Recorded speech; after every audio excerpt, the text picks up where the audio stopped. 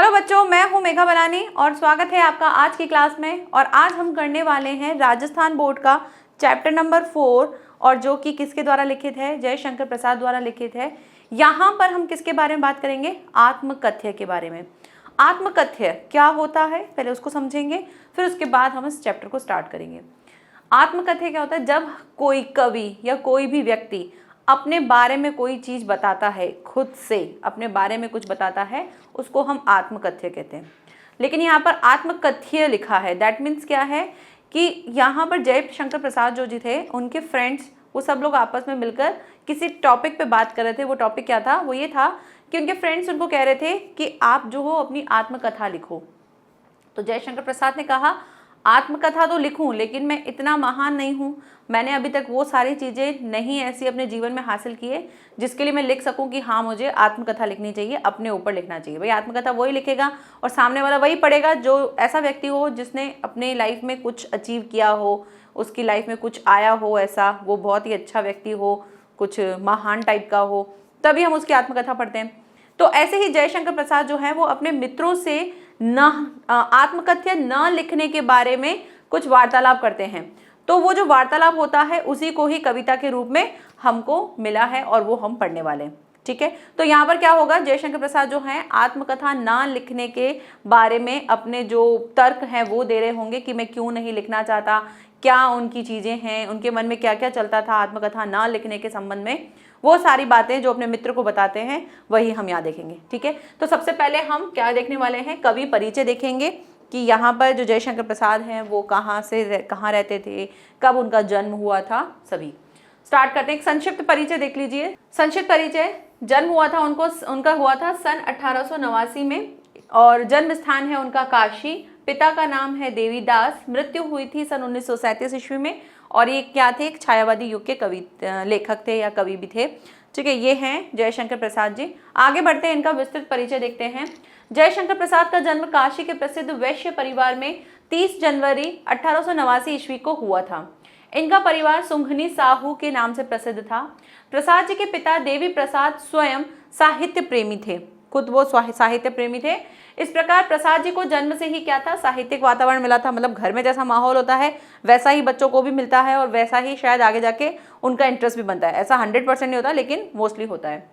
प्रसाद जी ने 9 वर्ष की आयु में एक कविता लिखी, यानी एक कविता का रचना किया था, जिसको पढ़कर इनके पिता ने इनको क्या कहा कि तुम क्या बनोगे? एक महान कवि बनोगे, ऐसा उन्होंने अपने पुत्र को आशीर्वाद दिया।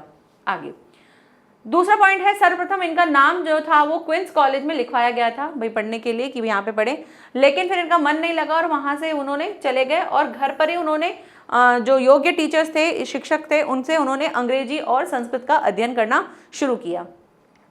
इन्होंने 3 शादियाँ की, किंतु तीनों ही पत्नियाँ जो थी वो असमय उनकी मृत्यु हो गई, यानी जल्दी ही उनकी डेथ हो गई। 3 शादियाँ की थी और तीनों पत्नियों की डेथ हो गई थी। इन सभी असामयिक मौतों के कारण से क्या हुआ था, वे अंदर ही अंदर टूट गए थे और उनको क्या होने लगे थे? संघर्ष और चिंताएं होने लग गई थी। इस वजह से उनके स्वास्थ्य पर भी असर पड़ने लगा और क्षय रोग से पीड़ित होने के कारण वो 15 नवंबर 1937 ईस्वी में 47 ईयर्स के जो थे तब उनकी डेथ हो गई। ठीक है, तो ये था इनका जीवन परिचय। आगे बढ़ते हैं। आगे इनकी रचनाएं दे रखी हैं। ये बहुमुखी प्रतिभा के धनी थे। बहुमुखी मीन्स कि बहुत सारे इनके अंदर प्रतिभाएं थी। कैसी कैसी थी? ये एक महान कवि थे, सफल नाटककार थे, उपन्यासकार थे, कुशल कहानीकार थे, श्रेष्ठ निबंधकार थे, एक अच्छे लेखक थे। ये सारी कृतियाँ, इनकी जो कृतियाँ हैं वो कुछ निम्नलिखित हैं जो उनको बताइए। कि नाटककार थे तो नाटक के तौर पे उन्होंने क्या क्या लिखा था? तो चंद्रगुप्त, स्कंदगुप्त, अजातशत्रु, ध्रुव स्वामिनी, विशाख, राज्यश्री, कामना, जन्मेजय का नाग यज्ञ और करुणालय, एक घूंट सज्जन और प्रायश्चित आदि, ये सभी इनके क्या थे? नाटक थे। नेक्स्ट है कहानी संग्रह। तो प्रतिध्वनि, छाया, इंद्रजाल, आकाशदीप और आंधी, ये इनके प्रमुख कहानी संग्रह थे। नेक्स्ट है इनके काव्य, जो कि है पहला कामायनी, एक महाकाव्य था। झरना, लहर, आंसू, महाराणा का महत्व, कानन कुसुम आदि प्रसिद्ध इनके काव्य ग्रंथ हैं। उपन्यास में कंकाल, तितली, इरावती जो कि क्या है? अपूर्ण है, मतलब पूरा नहीं हो पाया था इनका उपन्यास, तो ये एक अपूर्ण इनका उपन्यास था। निबंध संग्रह में काव्य कला और अन्य भी निबंध थे। तो तो ये थी इनकी रचनाएं। रचनाएं में क्वेश्चन आ सकता है कि निम्नलिखित में से कौन सी जयशंकर प्रसाद की रचना है। तो थोड़ा थोड़ा आपको एक बार बस पढ़ लेना है कि हाँ ये जयशंकर प्रसाद की है, और बहुत मोस्ट इंपॉर्टेंट भी है। तो कवि परिचय के अकॉर्डिंग आपको ये भी याद रखना है। वैसे राजस्थान बोर्ड में से कवि परिचय आता नहीं है, हो सकता है कि जस्ट आपके एक क्वेश्चन आ जाए एक छोटा सा कि भाई इसके कौन कवि हैं, इतना आ सकता है, शायद कवि परिचय नहीं आता है। नेक्स्ट आगे बढ़ते हैं, भाषा शैली। प्रसाद जी की भाषा जो थी वो शुद्ध, सरल और सरस और साहित्यिक थी और संस्कृत निष्ठ थी, क्योंकि इन्होंने संस्कृत का भी अध्ययन किया था। एक एक शब्द जो था मोती की भांति जड़ा हुआ था।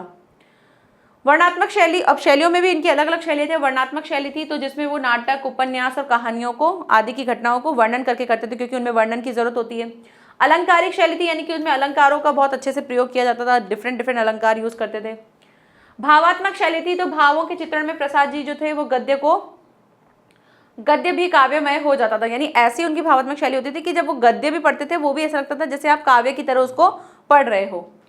इसमें भाषा अलंकृत और काव्यमयी हो जाती थी, और इनकी जो प्राय सभी रचनाएं हैं वो इसी शैली के दर्शन होते हैं। आपको मोस्टली इसमें इमोशंस ही मिलेंगे, भाव ही मिलेंगे, इनकी जितनी भी शैलियां होंगी ज्यादातर। चित्रात्मक शैली थी, यानी कि प्रकृति का मतलब चित्रात्मक, यानी आप इनकी जो भी रचना पढ़ोगे, जो भी चीज इनकी पढ़ोगे, आपको एकदम से अपने एक माइंड में एक चित्र बन जाएगा कि हाँ ये इस सिचुएशन के लिए होती थी, तो चित्रात्मक शैली भी थी। तो प्रकृति वर्णन और रेखा चित्रों से ये शैली जो थी मिलती थी, यानी हमेशा ये नेचर से रिलेटेड या कोई भी, जैसे अभी आप हम जो पढ़ेंगे वो भी क्या है, वो अपने जो आत्मकथा है उसके बारे में बता रहे हैं, तो उसमें भी आपको समझ में आएगा। इन्होंने ऐसे ऐसे शब्द लिए कि भाई जो मेरी प्रेयसी है वो कैसी दिख रही है, वो दिख रही है, जो उषा की जो लालिमा है उसके अपने जो गाल हैं वो कैसे दिख रहे हैं, लालिमा लग रही है उनमें। तो मतलब हर एक चीज आपको खुद से सोचने लग, अच्छा उनकी प्रेयसी ऐसी दिख रही होगी, मतलब हमारे माइंड में एक पिक्चर बन जाएगी। तो ऐसा उनके अंदर था, यानी चित्रात्मक शैली थी। इसके अतिरिक्त सुक्ति शैली, संवाद शैली, विचारात्मक शैली और अनुसंधानात्मक शैली जो थी उनका प्रयोग जो है प्रसाद जी बहुत अच्छे से करते थे। अनुसंधानात्मक क्या होता है कि कोई ऐसा भी टॉपिक हो जाता था जिसके ऊपर उनको ढूंढना पड़ता था, उस पे ऊपर उनको विचार विमर्श करना पड़ता था, चीज़ों को लाना पड़ता था, क्या चीज़ें सही हैं, इसके लिए और क्या क्या आगे कर सकते हैं, ऐसी शैली भी ये यूज करते थे। आगे बढ़ते हैं, नेक्स्ट देखते हैं इनके पद, यहीं से ही शुरू हो जाते हैं। आत्मकथ्य, पहला पद पढ़ते हैं। मुरझाकर गिर रही पत्तियां देखो कितनी आज घनी, इस गंभीर अनंत नीलिमा में असंख्य जीवन इतिहास, यह लोग करते ही रहते हैं अपना व्यंग मलिन उपहास, तब भी कहते हो कह डालूं दुर्बलता अपनी बीती, तुम सुनकर सुख पाओगे देखोगे ये गागर रीति। तो क्या कह रहे हैं, वो कह रहे हैं मुरझाकर गिर रही पत्तियां देखो कितनी आज घनी। यहाँ पर जो कवि हैं जयशंकर प्रसाद, वो अपने मन रूपी भंवरे के लिए क्या कह रहे हैं, जैसे भंवरा जो होता है यहाँ वहाँ घूमता रहता है, डोलता रहता है, ऐसे ही हमारा मन भी जो है यहाँ वहाँ घूमता है, और इस मन के साथ साथ हमारे अंदर क्या होते हैं, बहुत सारी परेशानियां होती हैं। तो मुरझाकर गिर रही पत्तियां देखो कितनी आज घनी, आज के टाइम पे हम अगर देखें हमारे जीवन में कितने लोग हैं जो बनते बिगड़ते हैं, जीवन आता है जाता है, ऐसे ही ये भी बोल रहे हैं एक पेड़ को संबोधित करते हुए। इस गंभीर अनंत नीलिमा में असंख्य जीवन इतिहास, इस गंभीर यानी कि ये जो जितना भी फैला हुआ है, क्या हमारा जो गगन है, हमारा जो ये आसमान है, इसके अंदर आपको असंख्य जीवन जो हैं वो बनते और बिगड़ते मिलते हैं। जैसे पेड़ से जो पत्तियां हैं वो गिर जाती हैं और गिर के बहुत, जो कितना भी घना पेड़ हो वहां से भी पत्तियां गिरती हैं, वैसे ही इस संसार में कितने ही जीवन जो हैं वो बनते बिगड़ते रहते हैं, यानी कि जीवन का कोई भरोसा नहीं है। आप मनुष्य हो तो आप जीवन में आओगे भी जाओगे भी, तो इस संसार में बहुत सारे जीवन हैं और बनते बिगड़ते रहते हैं, ये इन्होंने बताया। यह लोग करते ही रहते हैं अपना व्यंग मलिन उपास, और यहाँ पर जो लोग रहते हैं, संसार में जो लोग रहते हैं, ये स्वयं ही क्या करते हैं, अपनी स्थितियों पर व्यंग करते हैं, अपने ऊपर अपना मजाक उड़ाते हैं। क्यों? क्योंकि यहाँ के जो लोग हैं, जीवन में जितने भी लोग हैं, क्योंकि उनके फ्रेंड्स उनको कहते हैं ना आत्मकथ्य लिखो, तो वो कह रहे हैं कि भाई दुनिया में इतने लोग हैं और इतने लोगों का जीवन जो है आता जाता रहता है, जैसे पेड़ से जो पत्तियां हैं गिर जाती हैं, वैसे जीवन भी ऐसा ही है। और इस जीवन में जो लोग हैं वो भी क्या करते हैं, हंसते रहते हैं, कभी मुस्कुराते रहते हैं, कभी दुखी हो जाते हैं, तो ये जीवन चलता रहता है। तब भी कहते हो कह डालूं दुर्बलता अपनी बीती, अगर फिर भी तुम क्या कहना चाहते हो कि मैं जो हूँ अपने ऊपर जो बीती हुई जो दुर्बलता है, मैंने जो अपने जीवन में जो दुख देखे हैं, जो मैंने कमियां देखी हैं, वो मैं खुद अपने मुंह से तुम्हें कहूं, जबकि दुनिया में इतने लोग हैं, इतने लोगों के साथ प्रॉब्लम्स चल रही है, सब जो हैं वो परेशानियों में रहते हैं, फिर भी तुम मुझे कहना चाहते हो कि मैं अपनी दुर्बलता सबको दिखाऊं, सबको बताऊं, अपने मुंह से बताऊं। तुम सुनकर सुख पाओगे, देखोगे ये गागर रहती। लेकिन अगर मैं आत्मकथ्य लिख भी लूं तो भी तुम क्या सुख पालोगे, क्योंकि मेरी जो ये गागर है, यानी गागर मीन्स ये जो मेरा घड़ा है, यानी मैं जो अंदर से हूँ वो बिल्कुल कैसा हूँ, रीति, यानी कि खाली हूँ। मेरे जीवन में ऐसा कुछ नहीं है जिसको तुम पढ़ोगे और तुमको कुछ मिलेगा, क्योंकि वैसे ही संसार में इतने लोग हैं और उन संसार में वैसे ही बहुत सारे दुख हैं, सब एक दूसरे के ऊपर हंसते हैं, सब अपनी स्थितियों पर हंसते हैं, क्योंकि ये जीवन कैसा है, जीवन एक बिल्कुल छलावा है, भ्रम है। लोग यहाँ पर आते हैं, हंसते हैं, खाते हैं, पीते हैं, फिर इनका जीवन जो है वो अंत हो जाता है। तो ऐसे ही अगर तुम मेरे जीवन में से कुछ समझना चाहते हो तो मेरे अंदर ऐसा कुछ नहीं है, मेरे जीवन में ऐसा कुछ नहीं है जिसको मैं तुम्हें दिखाऊंगा तो तुम्हें पढ़ने में समझ में आएगा, तुम्हें अच्छा लगेगा, तुम सुख पाओगे, ऐसा नहीं है। ठीक है, तो ये अपने फ्रेंड्स को वो ये बातें बोल रहे थे। अब आगे इनकी व्याख्या देखते हैं कैसे करनी है। आत्मकथ्य व्याख्या के इस छंद में कवि क्या कहते हैं कि फलों पर गुंजार करने वाला जो भ्रमर है वो गुनगुनाकर न जाने अपने मन की कौन सी वेदना की अभिव्यक्ति कर रहा है। जैसे मन रूपी हमारा भंवरा जो है उसको भी कह रहे हैं। ये पता नहीं चलता है कि वह उस समय क्या कहता है। घनी पत्तियां जो है मुरझाकर जमीन पर गिर गई हैं और वो कितनी है, घनी हो रही हैं। तात्पर्य क्या है कि ये विश्व जो है वो सारहीन है, अतः व्यक्ति की वेदना का कहीं भी अंत नहीं है। आगे कवि कहते हैं कि इस गंभीर और आर पार नीले आकाश के नीचे अनगिनत जीवन के जो इतिहास है वो बनते बिगड़ते रहते हैं, और यह एक विचित्र बात है कि वे सब अपने आप में अपनी स्थिति पर व्यंग करते हैं। यानी कि जीवन में बहुत सारी हमारे अंदर जो बहुत सारी रेखाएं हैं, जीवन की रेखाएं हैं, और ये क्या करती हैं, स्वयं हम पर हंसती हैं। हम क्या बोलते रहते हैं, ये मेरा है, मेरा जीवन है, मेरी लाइफ है, मैं आगे ये करूँगा, ये करूँगे, लेकिन आपको पता ही नहीं चलता है कि कब आपका जीवन चला जाएगा। तो ये क्या कह रहे हैं कि हम अपने ही जीवन पर क्या कर रहे हैं, व्यंग कर रहे हैं, उपहास कर रहे हैं, जबकि जीवन को पता है कि कब चला जाऊंगा, तुम्हें पता ही नहीं चलेगा, जो तुम इतनी बड़ी प्लानिंग कर रहे हो।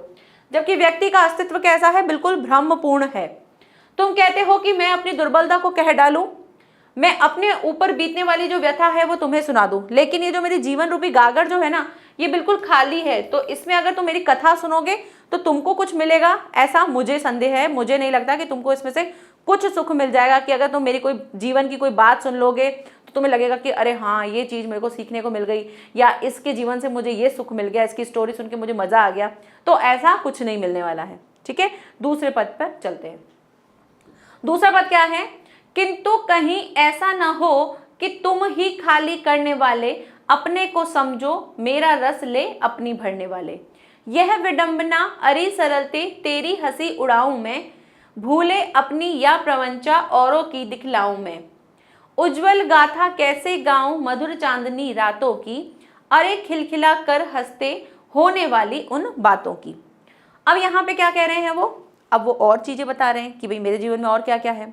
तो अब वो कहते हैं किंतु कहीं ऐसा ना हो कि तुम ही खाली करने वाले, अपने को समझो मेरा रस ले अपनी भरने वाले। अब वो अपने अपने मित्रों को संबोधित करते हुए क्या कह रहे हैं, वो कह रहे हैं कि तुमको मैं अगर अपने जीवन की सारी बातें बता दूं, यानी मैं अगर आत्मकथ्य लिख लूं तो क्या होगा, तुम लोग कहीं ऐसा ना कर दो कि तुम ही मेरे जो जीवन है, जो मेरे जीवन के अंदर की जो बातें हैं उनको तुम ही रस ले लो, उनका मजा ले लो, और मुझे क्या कर दो, अंदर से खाली कर दो। अर्थात कि मैं जब अपने मन की कोई बात बताऊंगा, अब जैसे ना हम कोई भी अपना आत्मकथा लिखता है तो अपने जीवन के बारे में हर एक बात लिखता है, तो वो यही कह रहे हैं कि भाई अगर मैं सारी अपनी आत्मकथा लिख दूंगा तो मैं अंदर से कैसा हो जाऊंगा, अंदर से तो मैं खाली हो जाऊंगा, और मेरी आत्मकथा का रस जो है बाकी लोग ले लेंगे, उसका आनंद लेंगे।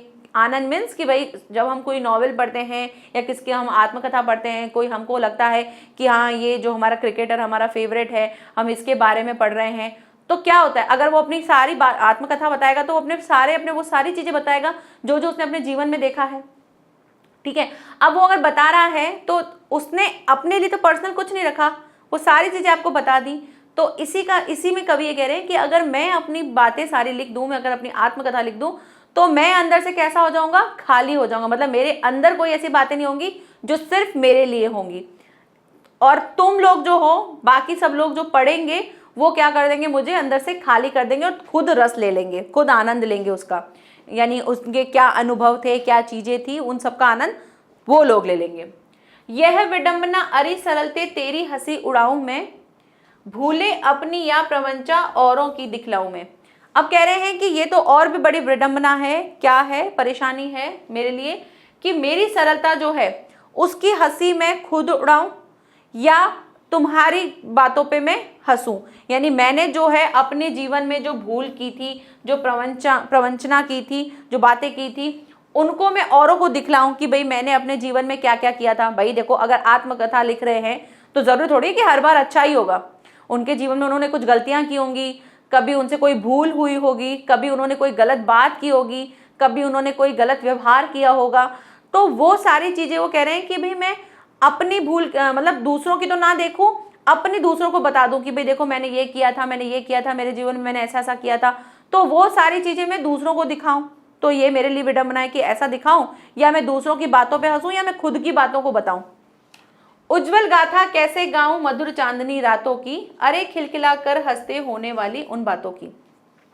और अब वो कह रहे हैं कि भाई मैं अपने जीवन की वो उज्जवल गाथाएं, जो प्यारी प्यारी जो कथाएं हैं, उनको कैसे गाऊं जो मैंने मधुर चांदनियों में, मधुर चांदनी की जो रातें हैं उनमें देखी थी। अब वो अपने, अब ऐसा भी है ना आत्मकथा में, ऐसा तो है नहीं कि हमेशा दुख ही दुख होंगे, कभी सुख भी आएंगे।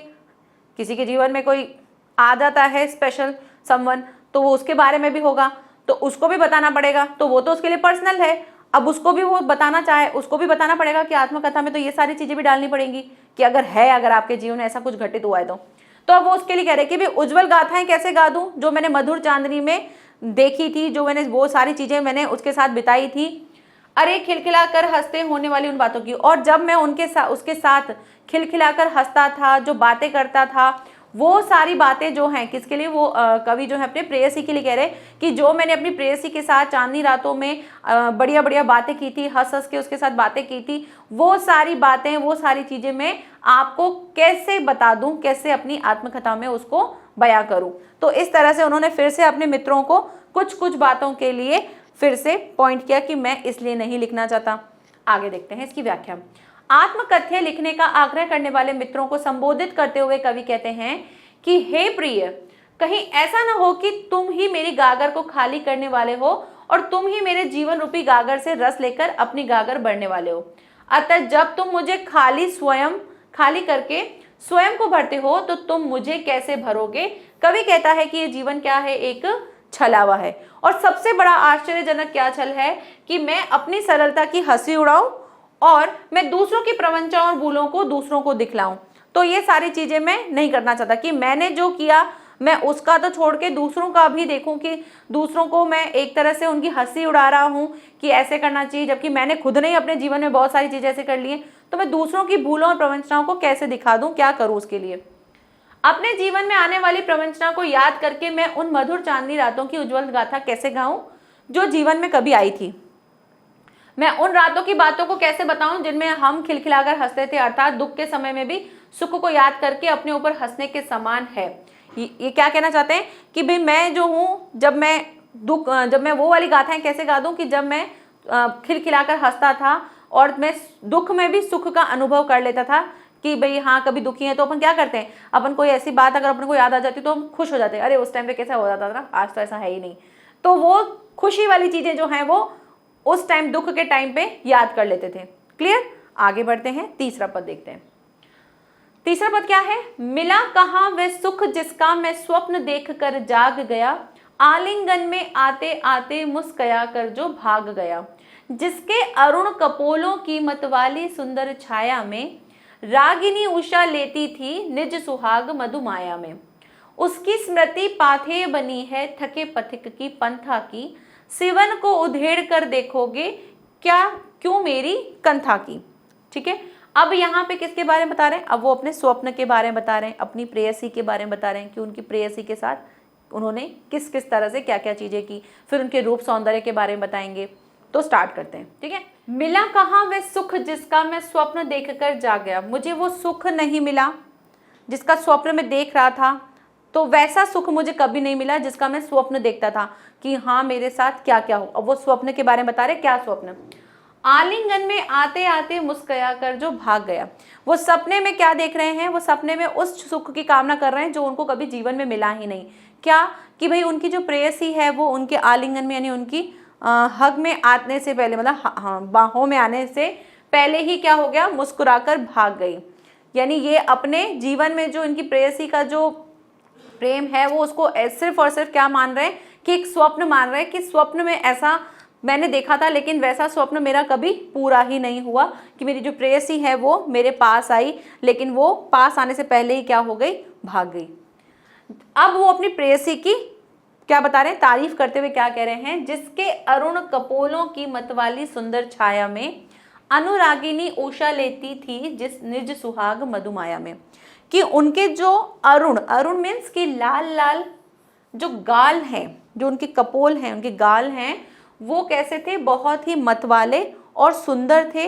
और ऐसा लगता था जैसे मान लो प्रेम के रूप में, अनुरागिनी मतलब प्रेम से क्या हो, उषा लेती थी निज सुहाग मधुमाया में। ऐसा लगता था कि उषा यानी कि सुबह की जो भोर है ना, भोर बोलते हैं, उषा मीन्स भोर, कि उस वो क्या करती हो, जैसे मान लो उससे क्या ले रही है, अपना रूप ले रही है, अपनी लालिमा जो है वो उससे ले रही है। किससे, मतलब यानी उसके जो गाल थे उसके, अब वो अपनी प्रेयसी के बारे में बता रही कि मेरे जो प्रेयसी की जो लाल लाल गाल हैं वो ऐसे लगते हैं कि मान लो उषा भी उससे क्या ले रही है, कुछ सुंदरता ले रही है, लालिमा ले रही है। ठीक है, आगे, उसकी स्मृति पाथेय बनी है थके पथिक की पंथा की।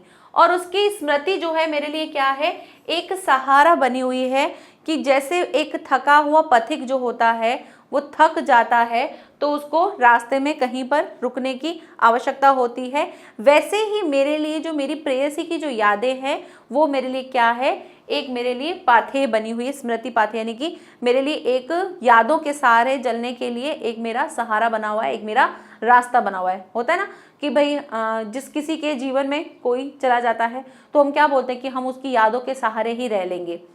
तो यादों के सहारे रहना, बात बोलना बहुत सिंपल है, लेकिन अगर जो व्यक्ति ये चीज़ कह रहा है इसका मतलब क्या है कि वो उससे सिर्फ ऐसा नहीं था कि भाई फिजिकली अटैक था कि हाँ भाई ये मेरे सामने है, मेरे साथ बैठी है, मन से उसके अंदर था कि हाँ भाई मन से मेरे साथ है।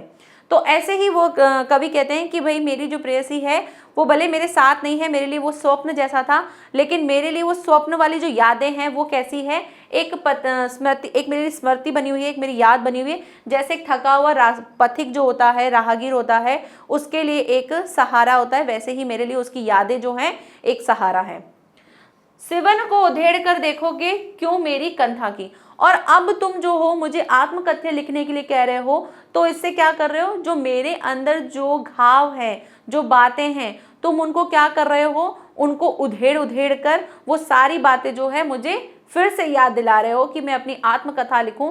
तो ये आत्मकथा लिखने के लिए जो मैं सब कुछ भूल चुका था, मैं जो सब चीज़ें मेरे मन में थी, अब तुम वो मुझे आत्मकथ्य के रूप में लिखने के लिए कह रहे हो। तो तुम क्या कहना चाहते हो कि मैं उनको सबको उधेड़ उधेड़ कर अपनी सारी बातें जो हैं, जो मेरी कंथाएं हैं, जो मेरे मन के अंदर दुख हैं, वो सारे मैं दिखाऊं। क्लियर। अब इसकी व्याख्या देख लेते हैं। आत्मकथ्य व्याख्या के इस भाग में कवि अपनी आत्मकथा सुनाते हुए कहता है कि जिन सुखों के सपने देख देख कर मैं जागता था वे मुझे कभी मिल नहीं पाए। मैं जिस भी प्रिय का आलिंगन करने के लिए बाहें आगे बढ़ाता वह प्रिय क्या कर जाती, मुस्कुराकर भाग जाता रहा। मेरी कामनाएं, अब यहाँ पे आप प्रेयसी ना लिख के प्रिय भी लिख देना तो भी ठीक है, क्योंकि प्रिय मतलब कि वो सभी के लिए आ गया, कि सिर्फ उनके प्रेयसी नहीं, यानी उनके जो जीवन में जितने भी लोग थे उन सब के लिए। मेरी कामनाएं कभी सफल नहीं हो पाई। मेरी प्रेमिका के लाल लाल गाल इतने मतवाले और सुंदर थे कि प्रेममयी उषा भी अपनी सुगंधित मधुर लालिमा जो थी वो उससे उधार लिया करती थी। ठीक है, आगे बढ़ते हैं। आशय यह है कि मेरी प्रेमिका के जो लाल कपोल उषा कालीन लालिमा से भी क्या थे, मनोरम थे, नहीं उनसे भी ज्यादा अच्छे लगते थे। आज उसी प्रेममयी प्रेमिका की यादें ही मुझे क्या कर रही हैं, मुझ थकित यात्री के लिए संभल बनी हुई है। उन्हीं के सारे में क्या कर रहा हूँ, अपना जीवन चला रहा हूँ।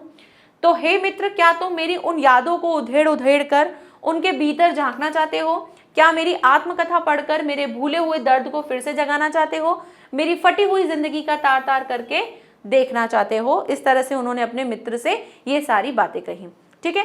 तो ये आज हमने 3 पद पढ़े थे, इसके बाद जो 2 पद और हैं उसको हम नेक्स्ट क्लास में पढ़ेंगे और साथ ही साथ क्या करेंगे, हम क्वेश्चन आंसर्स करेंगे। तो देखो क्वेश्चन आंसर्स सारे हो थोड़े हो, आपको सिर्फ अंडरस्टैंडिंग लेनी होती है कि हमें एग्जैक्टली क्वेश्चन के आंसर्स देने कैसे हैं और क्वेश्चंस आते कैसे हैं। ठीक है, तो ऐसा नहीं कि मैम ये क्वेश्चन नहीं कराया आपने, ये नहीं कराया। आपको जो क्वेश्चन मिलते हैं वो सिर्फ आपको एक आइडिया लेने के लिए होते हैं कि हमको आंसर्स कैसे लिखने हैं। ओके, चलो मिलते हैं नेक्स्ट लेक्चर में। Thank you so much, bye bye and take care.